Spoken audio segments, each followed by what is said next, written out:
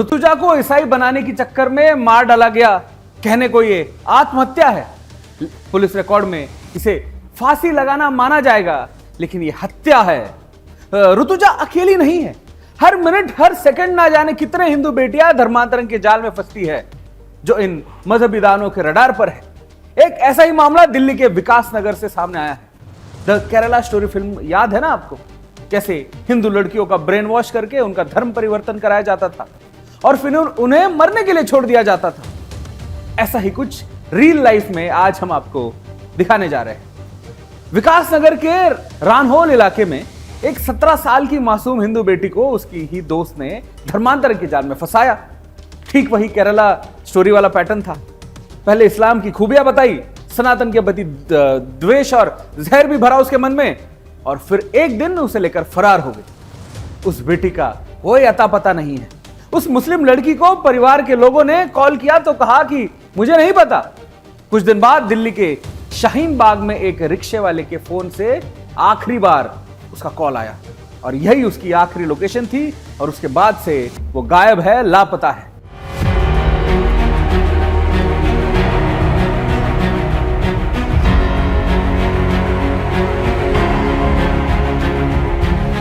इस दुनिया को सिर्फ अल्लाह चलाता है, ओनली अल्लाह। उन्हें करीब लाओ, खानदान से जुदा करो। पता नहीं उसको क्या करेंगे, ये लोग समझ नहीं रहे। बच्ची मेरी है, उनकी नहीं, लेकिन फिर भी समझना चाहिए ना। एक 18 साल की हिंदू बच्ची को उसकी मुस्लिम दोस्त ने पहले इस्लाम की अच्छाई बताई और फिर एक मुस्लिम लड़की से मिलवाकर लव जाल में फंसवाया, और अब वो हिंदू बच्ची पिछले 7 दिनों से गायब है। ये इलाका थाना रानहोल में लगता है। दुर्भाग्य है कि ये पिछले 7 दिनों से पुलिस के हाथ पर हाथ धरी बैठी है। इस पर पूरी जानकारी हमारे संवाददाता सूरज प्रताप सिंह दे रहे हैं। चलिए सुनते हैं। है कि वो इस्लाम अपना ले और मुस्लिम लड़कों से मिले, उनसे प्यार मोहब्बत करे, उनसे शादी करे और उनके साथ घर बसाए। उसी का एक छोटा सा एग्जाम्पल मैं आपको दिल्ली के विकास नगर में दिखाने आया हूं। मेरे साथ एक परिवार है जिनकी एक 18 साल की बेटी है। उसकी दोस्त मुस्लिम थी और किस तरीके से उस मुस्लिम दोस्त ने उसका ब्रेन वॉश किया, इस्लाम धर्म की अच्छाई बताई, उसके बाद किसी मुस्लिम लड़के से मिलाया, लव जाल में फंसवाया और धीरे से उस लड़की को गायब कर दिया। वो लड़की कहाँ है किसी को नहीं पता। पूरा परिवार परेशान है। ये कई बार थाने भी गए, लेकिन दिल्ली पुलिस ने एक मामूली सा गुमशुदा का रिपोर्ट लिखकर इनको वो भी कहीं ना कहीं गुमराह कर रही है। ये बच्ची 12वीं में पढ़ती थी।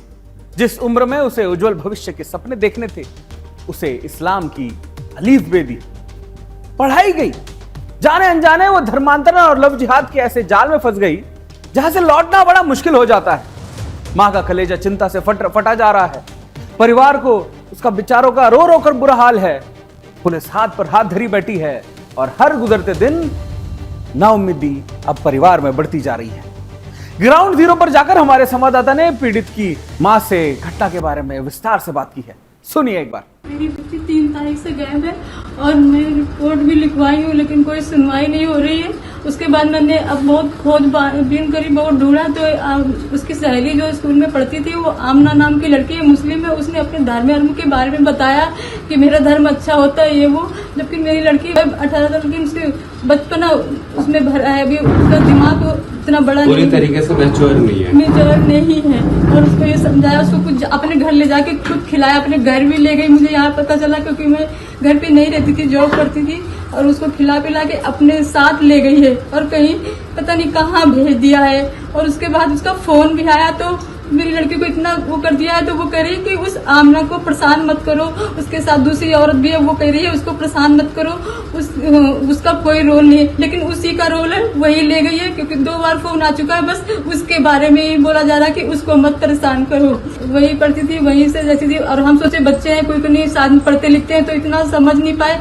लेकिन थोड़े दिन से वो बहुत अलग अलग हो गई थी, चिड़चिड़ी थी। पहले मेरा बहुत ख्याल रखती थी, अब वो मुझे बहुत अलग अलग बोलती थी, कुछ भी हल्का से समझाती थी तो भी वो वैसे हो जाती थी, गुस्सा हो जाती थी और वो उनको अच्छा मानती थी और मुझे नहीं। हो पास गई कर थी। दिया गया तो उसका। पुलिस ने क्या किया इस मामले में? आप गए थे पुलिस के पास? पुलिस के पास गई हूँ, बहुत बार गई हूँ, पुलिस कुछ वही नहीं, सुनवाई नहीं कर रही, कुछ समझ ही नहीं रही। वो पुलिस से- शाहीन बाग है, मुझे अब याद आया। शाहीन बाग। हाँ, मैं उस दिन से परेशान हो रखी हूँ, भूल जाती हूँ। शाहीन बाग है, वहाँ पे उसकी लोकेशन थी, पुलिस वालों को बताया लेकिन पुलिस वाले वहाँ नहीं जा रहे और हम कैसे अकेले जा जाके परेशान करें, मतलब कैसे जाते हैं, कैसे क्या करते हैं, तब तक वो वहाँ से और दूसरी जगह भेज दी जाती है। मुझे कुछ पता नहीं चल रहा कहाँ क्या कर रहे होंगे। बच्ची मेरी घबराई हुई थी, दोबारा जब फोन आया था, पता नहीं उसको क्या करेंगे, ये लोग समझ नहीं रहे, बच्ची मेरी है उनकी नहीं, लेकिन फिर भी समझना चाहिए ना। हमसे बात करते हुए बेचारी माता जी की आंखें छलक पड़ी, आंखों से आंसू रुक नहीं रहे थे। वो खुद को बेबस महसूस कर रही थी कि किससे कहे, कोई तो मेरी बेटी को वापस ले दो। हमारे सहयोगी ने ढाढ़स बंधाया और भरोसा दिया कि आपकी बेटी जरूर वापस लौटेगी। सूरज ने परिवार के दूसरे सदस्यों से भी इस बारे में डिटेल जानकारी ली है। लड़की के भाइयों ने क्या बताया, एक बार सुनते हैं। कब पता चला आप लोगों को कि आमना के साथ ये रहती थी और आमना नहीं? उसका कॉल आया था, खुशी का कॉल आया था। वो कह रही थी कि आमना को परेशान मत करो, आमना को कोई हाथ नहीं है इसमें, मैं अपनी मर्जी से गई हूँ। लेकिन मेरी बहन ने ये बात नहीं बोली, उसके साथ जो लड़की थी या औरत जो भी थी वो उसे उसने फोन बोला छीना कि लिया। आमना को परेशान मत करो, आमना को कोई हाथ नहीं है इसमें। अब हम आमना को कॉल करके पूछ रहे हैं ये बात, उस लड़की को कैसे पता चल रही है, या लड़की वो आमना को कैसे जानती है अगर वो रैंडम लड़की उसको मिली मेरी बहन को? बिल्कुल बिल्कुल। तो ये तभी हमें लग रहा है कि आमना तो आपको ये कैसे पता कि लव जिहाद मतलब किसी मुस्लिम लड़के के साथ है वो? क्योंकि उसकी कॉपी में 2-4 नंबर में मिले थे, मैंने पुलिस वालों को भी नंबर दिए थे, वो सारे मोमडन